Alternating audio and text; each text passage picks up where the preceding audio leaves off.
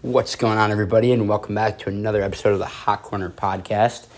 Today is going to be a Jays exclusive podcast in regards to what I believe as a Blue Jays fan our next move should be. But before I get started, please feel free to like, comment, and subscribe on the YouTube page, as well as please consider following us on Twitter at Hot Corner Pod. Once again, leave any comments, questions you may have, or any feedback you may have. Any feedback, good or bad, is always good feedback in our eyes, so that we can make this show considerably better for you. And me and Keaton will obviously take any feedback we get and use it to better this show. So getting started with today's topic, once again, it's just going to be myself discussing what I believe the Blue Jays need to do next. So at the time of recording, it is currently Tuesday, February 14th, 2023. The reason that date is specific is because spring training camps are just about getting started.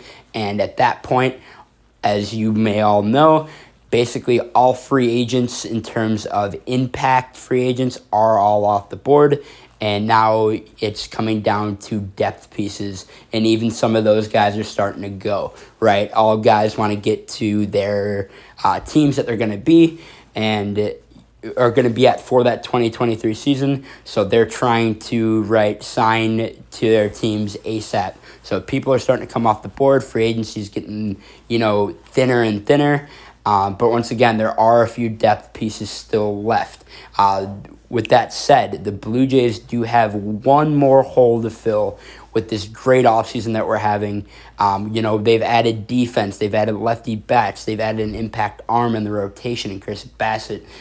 They've added, a couple bullpen pieces. But there is still one more hole in my eyes that the Blue Jays need to fill, and that is going to be for that fourth outfield spot. So right now, how the outfield shapes up is it's going to be from left to right. It's going to be Dalton Varsho in the left. We have George Springer coming in the other corner and right, and then filling it out in the middle is going to be Kevin Kiermaier in center.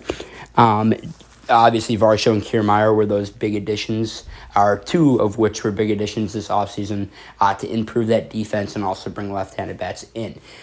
So those three, no complaints on my end. Those are great. That's a great three-man outfield right there. I think it's insane, as a matter of fact, not only defensively but also offensively and just kind of what they bring to the team. But our big issue, once again, out in that outfield is going to be who comes in next. What happens if Springer and Kiermaier, God forbid, but they've had some injury history, so knock on wood here, but what happens if one of them goes down, right? Right now, basically what it looks like is Whit Merrifield, who is scheduled to be our starting second baseman, and Cavan Biggio, who's scheduled to be one of our bench guys, who's going to kind of flip utility between second. Cavan plays second, he plays third, sometimes even plays first, and he also plays the outfield. So he's a big utility guy. Those guys are scheduled to be our kind of backups. But we're going to need, in my opinion, somebody to come in there and get Whit Merrifield out of that outfield or backup outfield situation, in my eyes, just in case, more than one guy goes down, or for the reason that we want Whit Merrifield to play more second base than he does the outfield, right? So an interesting aspect has come up to the Blue Jays now that we've acquired more left-handed bats, right? Because we acquired three in Varsho, Kiermaier, and Belt this offseason, which, is three of which we needed. But now it's a very interesting aspect because we now need the opposite for that fourth outfield spot. We need a guy on that bench that mashes lefties, right? Very interesting how it kind of, it's very counterintuitive is the word I'd like to use to our offseason, but it can be done with one specific guy who's still left on the board, all right? So this guy that I'm targeting for our fourth outfield spot is none other than Robbie Grossman. Why Robbie Grossman, right? Robbie Grossman is a switch-hitting outfield bat. He's not the best outfielder in terms of fielding, and he's also, just about league average with a career OPS plus at 101 from the offensive side. But why does he fit, right? He fits because he, once again, is a switch hitter, and from that right side, he absolutely mashes left-handed pitching. Last year in specific, I know average is a little bit overrated now, but he hit 330 against lefties alone. He had an 879 OPS. Once again, that's an 879 OPS. That is insane against lefties. And so, once again, he's a guy who, a career just about average hitter at that 101 OPS plus mark.